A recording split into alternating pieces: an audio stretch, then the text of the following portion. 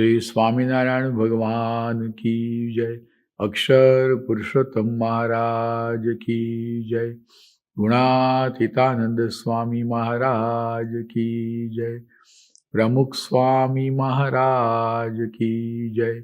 महंत स्वामी महाराज की जय।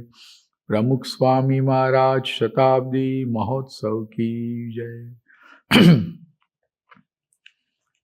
एक बार प्रमुख स्वामी महाराज बंबई मंदिर में विराजमान थे।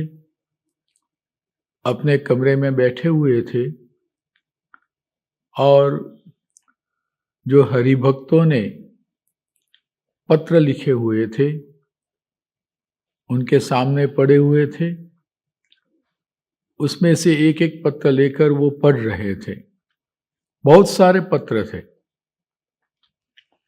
और बड़ी ध्यान से स्वामी जी पढ़ रहे थे। उस वक्त सामने हमारे सत्संगी कार्यकर बंधु परम भगवदीय श्री धीरेन्द्र भाई वीची बैठे हुए थे। वह देखते थे कि स्वामी जी एक कर एक पत्र ध्यान से पढ़ते हैं, सोचते हैं। धीरेन्द्र भाई वीची ने स्वामी जी से पूछा कि स्वामी जी, आप इतने सारे पत्र पढ़ रहे हैं और सभी को अच्छी तरह से आप उनको मार्गदर्शन भी देते हैं, क्या करना क्या नहीं करना, समझौता भी देते हैं। तो हम यही प्रार्थना करते हैं कि स्वामी जी आप ऐसा कुछ हमें कर दें कि हमारे जीवन में ऐसे प्रश्न ही ना आए, हमारे घर में शांति हो। क्योंकि आप अभी हमें बता रहे थे कि ये सभी प्रश्नों गृह के प्रश्नों ही हैं। घर में आपस में पति पत्नी के जो मन में एक दूसरे के प्रति जो कुभाव हो जाता है, पिता पुत्र के बीच में भी ऐसे प्रश्न आ जाते हैं, संबंधियों के साथ भी ऐसे प्रश्न आ जाते हैं। तो ये तो प्रश्न आपस के ही प्रश्न है। तो हमारा जीवन ऐसा क्यों ना कर दो आप कि ऐसे प्रश्न ही हमारे जीवन में ना आए। ऐसा कोई उसका निराकरण है या नहीं, ये आप हमें बता सकते हैं। तब स्वामी जी ने कहा कि हंसते हंसते कहा स्वामी जी ने, देखिए इस सभी का एक ही उत्तर है। यदि सब घर के परिवार के सभी सदस्य हर रोज शाम को भगवान के मंदिर के सामने इकट्ठे हों, घर मंदिर में भगवान की पूजा अर्चना कर दीजिए, स्तुति कर दीजिए और फिर बाद में कुछ न कुछ हम सत्संग साहित्य का पठन पाठन करें, जिससे हमारे जीवन में भगवान की महिमा, संत की महिमा वो हमारे जीवन में दृढ़ हो और उनके जीवन के प्रसंगों से हमारे जीवन में भी ऐसी प्रेरणा मिले कि हम भी आपस में एक दूसरों को समझ पाए। यदि हर रोज शाम को घर सभा आप करते रहेंगे तो ये प्रश्न कभी आपके जीवन में आएंगे ही नहीं। देखिए, हमें घर में शांति चाहिए। घर में आपस में परिवार में सब इकट्ठे होकर रहते हैं। हम सब इकट्ठे हैं लेकिन फिर भी अलग अलग ढंग से रहते हैं। जब अंतर में एक दूसरे के प्रति प्रेम नहीं है, एक दूसरों के प्रति संबंध नहीं है, तो साथ में रहते हैं फिर भी अंतर में शांति कभी नहीं मिलती।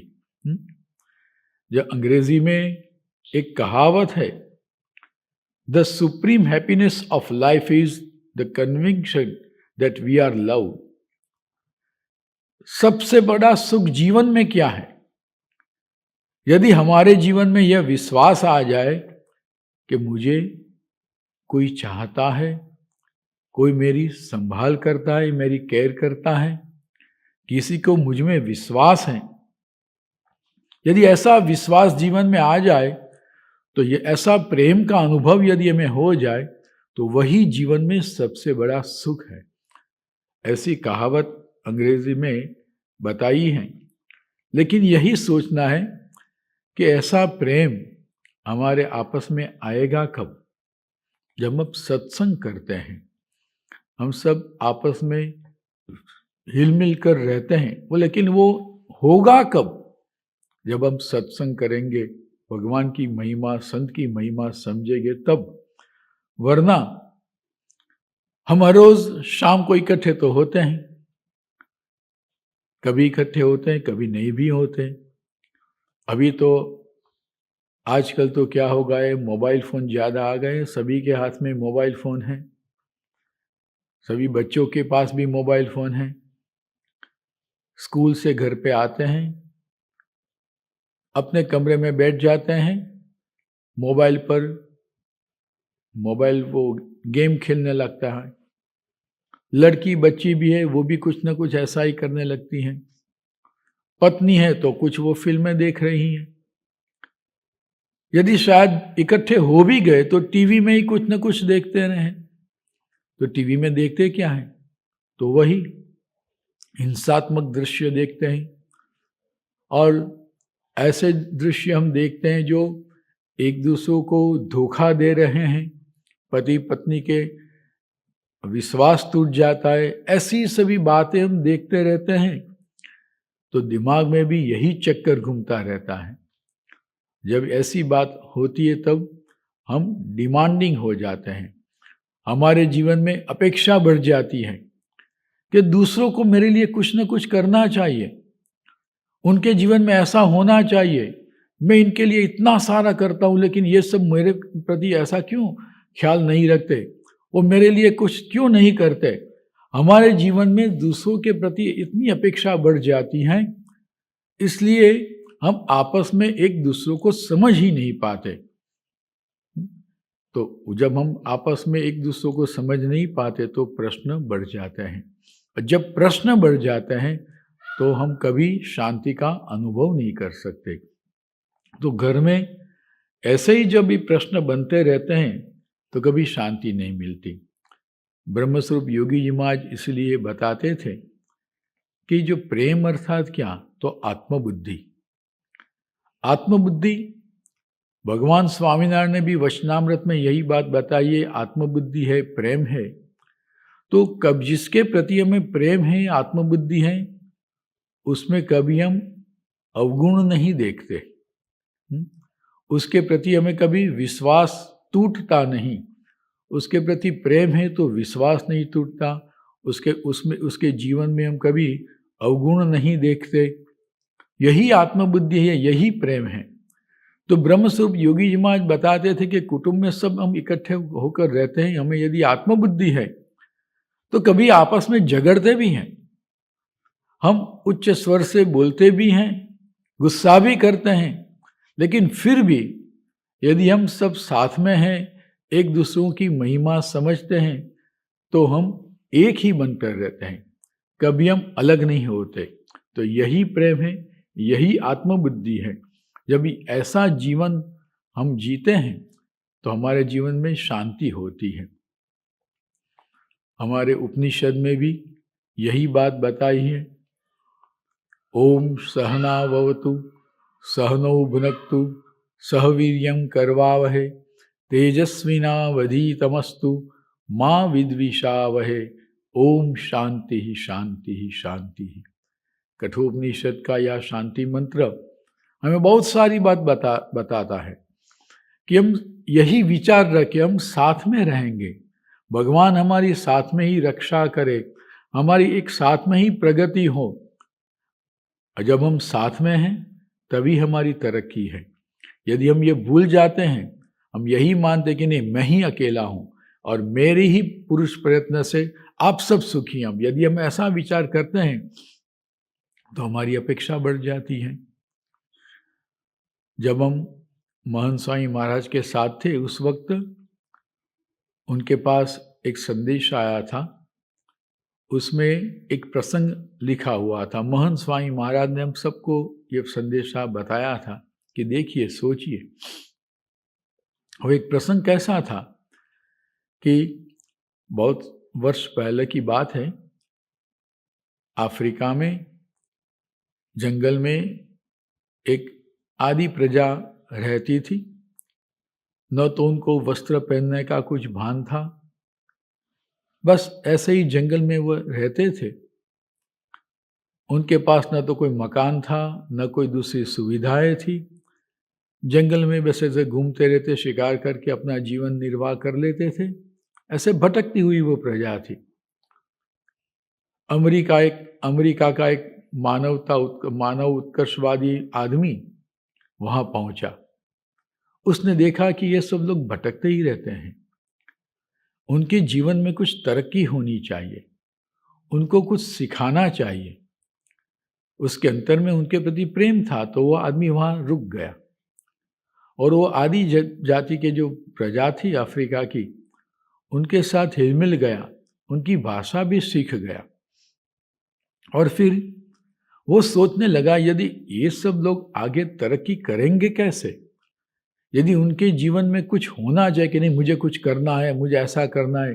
जैसे हम सब लोग, ऐसे भी हम भी जंगल में रहते थे, लेकिन नहीं, अभी हमने बड़े बड़े मकान बना लिए, अब हमने कार बना ली, अभी प्लेन भी बना लिए, हम आकाश में हवाई जहाज में उड़ते रहते हैं, हमारे पास कितनी सारी सुविधा हैं।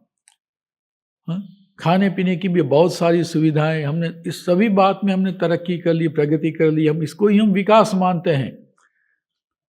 तो यह आदमी, जो अमेरिका का जो आदमी था, मानव उत्कर्षवादी आदमी, उसने सोचा कि इनके जीवन में भी इस प्रकार का यदि मैं सुझाव दूं तो ये लोग भी आगे बढ़ेंगे, ऐसे बस ऐसे जंगल में पड़े नहीं रहेंगे। तो उसको क्या करना चाहिए? तो मैंने उस आदमी ने सोचा कि यदि इनके जीवन में स्पर्धा आ जाए कि मुझे कुछ करना है, मुझे आगे बढ़ना है, ऐसा विचार आ जाए, तो यह विचार से ही वो आगे बढ़ सकेंगे। तो उसने क्या कर दिया, वो अपने साथ अच्छी वो चॉकलेट लेकर गया था। उसको वह भी खाता था, लेकिन उसने सोचा वो सब जो आदि जाति के प्रजा के छोटे छोटे बच्चे थे, 10-15 साल के बच्चे थे, उन सबको इकट्ठे कर दिए, सबको एक एक चॉकलेट दे दी। सभी ने चॉकलेट खाई, सब लोग को अच्छी भी लगी कि यार बहुत अच्छी, ये टॉफ़ी अच्छी है। जब हमने खाई, उससे हम सुख का अनुभव हुआ, तो ज़्यादा लेने की इच्छा मन में होती ही। तो वो अमेरिकन आदमी ने बताया कि आप सबको ये टॉफ़ी अच्छी लगी? तो सब बच्चे बोले कि हाँ, दूसरी चाहिए। तो सब बच्चे बोल उठे कि हाँ, हमें दूसरी दो, हमें बहुत अच्छी लगती है।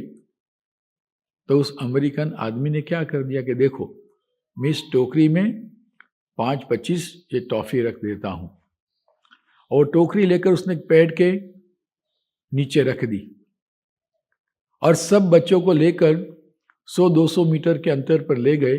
वहाँ सबको एक लाइन में खड़े कर दिए और बताया, देखिए अब मैं आपको इशारा करूं, तब आप सब एक साथ में दौड़ना, और दौड़ते दौड़ते जो पहला पहुंच जाएगा वो पेड़ के नीचे और वो टोकरी ले लेगा, तो सभी टॉफी उसकी हो जाएगी। किसको लेना है? सब चलो खड़े हो जाओ। सभी को खड़े कर दिए और बताया कि 1 2 3 दौड़ो। सभी बच्चे दौड़े, लेकिन दौड़ते वक्त सभी ने एक दूसरे के हाथ जोड़ दिए। सभी बच्चों एक ही साथ में दौड़ने लगे और साथ में बोलने लगे, उबुंटू उबुंटू उबुंटू उबुंटू। वो अमेरिकन आदमी देखता ही रह गया कि ये क्या। यदि मैंने कहीं दूसरे देश में, कोई गांव में मैंने ऐसा किया होता, तो सभी लोग स्पर्धा में दौड़ने लगते कि मैं पहला पहुंच जाऊं, मैं पहला पहुंच जाऊं, मैं ही सब कुछ प्राप्त कर लूं। ऐसी दौड़ में वो दौड़ने लगता। लेकिन यहाँ तो सब साथ में दौड़ते रहे। ये क्या है? यह कैसी बात हो गई? और जब इसने देखा, सब बच्चों वहां पहुंच गए पेड़ के पास, टोकरी उठाई और सभी ने बांट ली। कोई झगड़े भी नहीं, किसी ने ऐसा भी नहीं सोचा कि नहीं मैं अकेला खाऊंगा, मैं सबसे पहले पहुंचा, ऐसा विचार ही नहीं किया किसी ने। उसने जब ज्यादा सभी को पूछा ये उबुंटू का अर्थ क्या है, तब उसका उबुंटू का अर्थ यही निकला कि मेरा जो अस्तित्व है वो आप हैं तो मैं हूं, दूसरा आदमी है तो मैं हूँ, मेरी माँ है तो मैं हूँ, मेरा पिता है तो मैं हूँ, मेरा भाई है तो मैं हूँ, मेरी बहन है तो मैं हूँ। यदि ये सब कुछ नहीं है तो मेरा भी कुछ अस्तित्व नहीं है। इन सब के अस्तित्व है, इन सब के साथ में रहता हूँ, इसीलिए मैं भी सुखी हूँ, इसीलिए मैं आनंदित हूँ। मैं अकेला कभी आनंद नहीं पा सकता। ऐसा विचार अमेरिकन आदमी भी यह सुनकर बड़ा खुश होगा कि यह विचार कैसा कितना अच्छा है।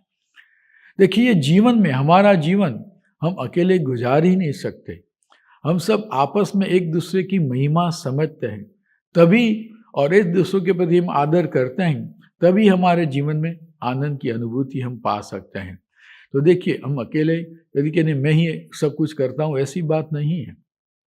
हमारा मानवीय शरीर, वह भी देखिए, सभी अंग उपांग सब हमारे इस शरीर में है। आँख है, कान है, नाक है, मुंह है, जीव है, हाथ है, पैर हैं, आंतरिक अवयव भी है, लेकिन सभी एक साथ मिलजुल कर वो भी कार्य करते हैं। यदि वो मिलजुल कर कार्य करना बंद कर दे तो प्रश्न हो जाता है। लेकिन सभी का संयोजन है, जिसे अंग्रेजी में भी वे सिनर्जी कहते हैं, सभी हिलमिल कर रहते हैं। तो देखिए, ऐसा जीवन जब होता है तभी शांति होती है, तभी प्रगति होती है। अकेला आदमी कि मैं ही आगे बढ़ जाऊं और मेरे प्रयत्न से ही ये सब कुछ, ऐसी बात है ही नहीं। हम भी ऐसे पढ़ते हैं, विज्ञान में भी हम पढ़ते हैं, ये जब ऑक्सीजन का साइकिल है, हम तो कुदरत से ऑक्सीजन पाते हैं और हम कार्बन डाइऑक्साइड उच्छ्वास से निकालते हैं, लेकिन जो वृक्ष है वो हमारा कार्बन डाइऑक्साइड ले लेता है और वह ऑक्सीजन देता है, कुदरत में, वातावरण में वापस लौटा देता है। ये भगवान की कृपा है, ये भगवान ने ऐसी सुविधा कर दी। तो देखिए, हम जो जीते हैं उसमें सभी का कुछ न कुछ योगदान रहता ही है, हमें उसे भूलना नहीं चाहिए। केवल हमारे ही प्रयत्न से यह सब कुछ नहीं होता।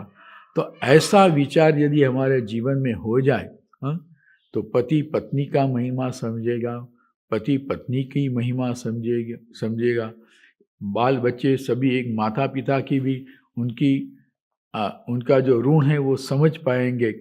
तो कुटुंब में शांति रहेगी। वरना प्रश्न तो होते ही रहते हैं। रामायण में हम देखते हैं कितने सारे प्रश्न थे।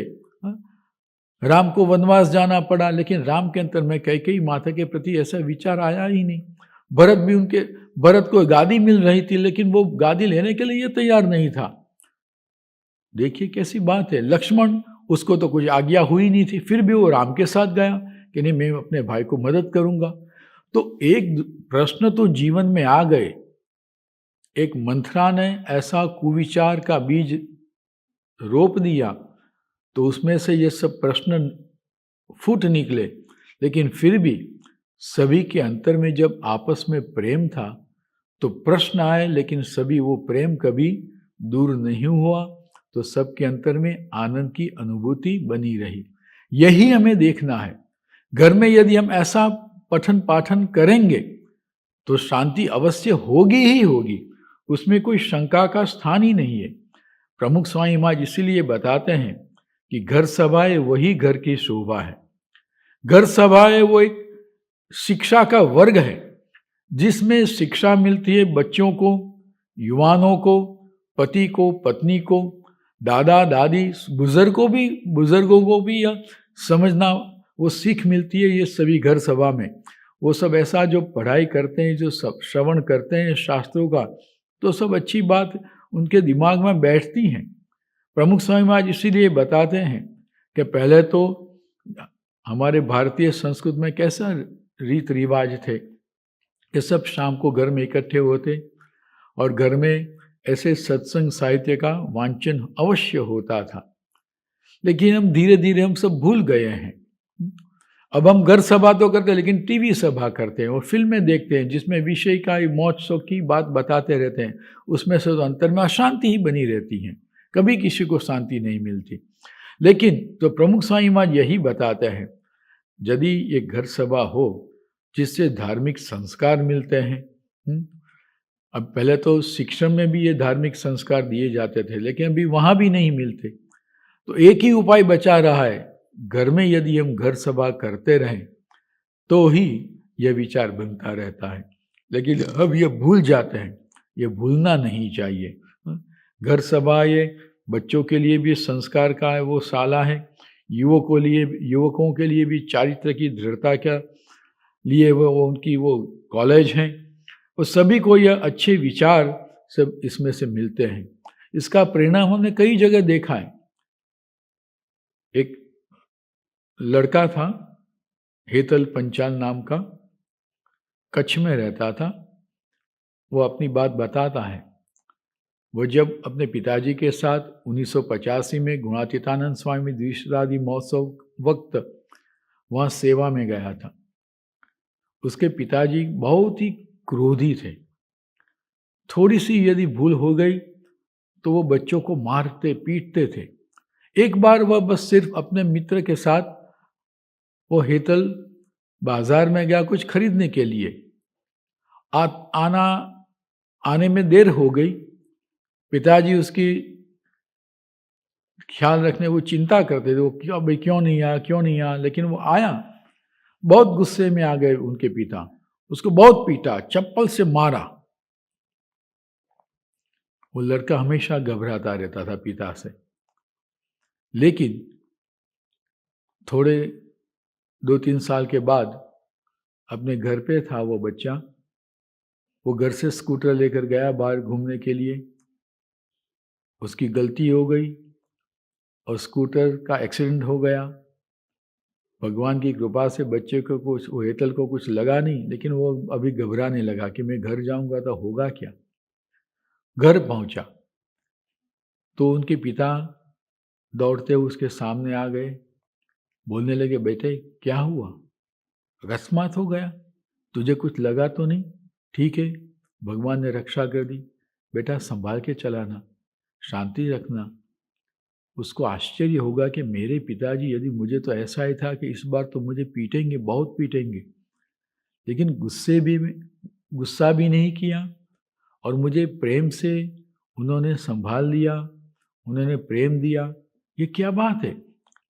लेकिन फिर उसने बताया कि पिछले 3-4 महीनों से हमारे घर में हमेशा घर सभा होने लगी थी और उसमें योगी जी महाराज का जीवन चित्र का पठन होता था, भगवान स्वामीनारायण के जीवन चित्र का पठन होता था। यह सब सुनते ही मेरे पिताजी का यह स्वभाव में इतना सारा परिवर्तन आ गया।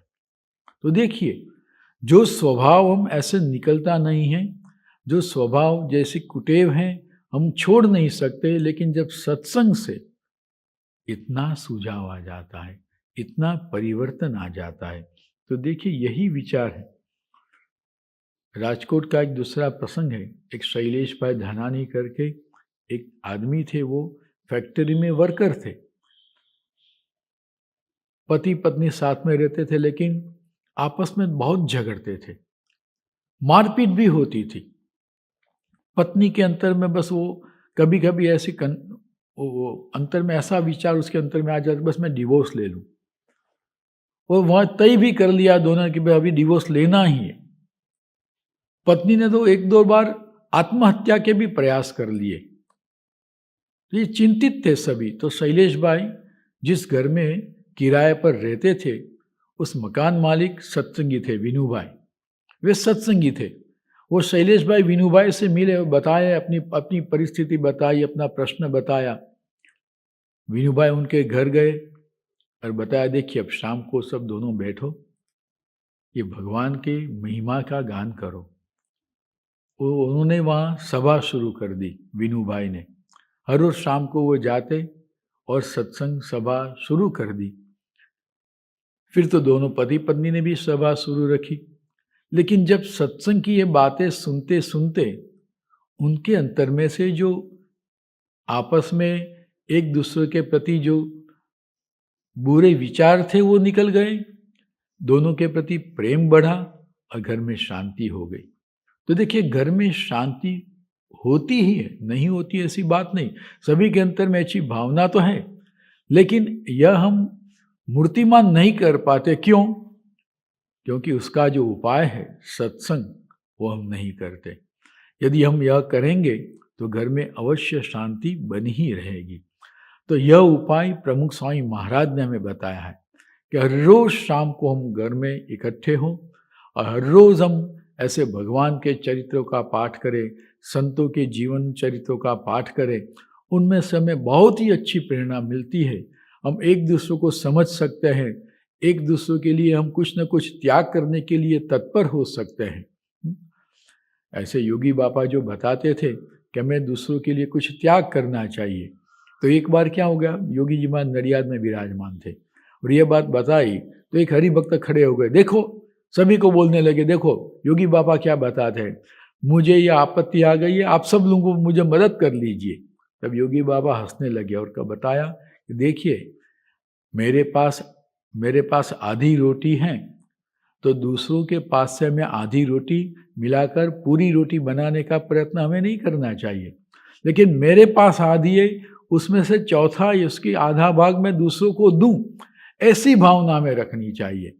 तो कुछ त्याग की भावना, समर्पण की भावना यदि हमारे जीवन में आ जाए तो हमेशा प्रेम बना रहता है। लेकिन यह भावना हम सीखेंगे कहाँ से? यही सत्संग से। तो हम हर रोज़ घर सभा करें, ये भगवान की आज्ञा है, प्रमुख स्वामी महाराज की आज्ञा है, महंत स्वामी महाराज की भी आज्ञा है, हमें यही सिखाते हैं। तो हमेशा हम घर सभा करें जिससे हमारे घर में शांति बनी रहे और हमारे जीवन में हमें भी कृतार्थता का अनुभव हो सके, हमारा जीवन भी धन्य बने। तो यही ऐसी बुद्धि शक्ति हमें भगवान दे और हम नियमित रूप से आज से प्रतिज्ञा करें कि हम हर रोज घर सभा करेंगे। श्री स्वामीनारायण भगवान की जय। अगर आपको आज के कथा श्रवण से थोड़ी भी शांति और प्रेरणा मिली है तो कल्पना करें ऐसी कथा को नियमित रूप से सुनना कितना लाभप्रद होगा।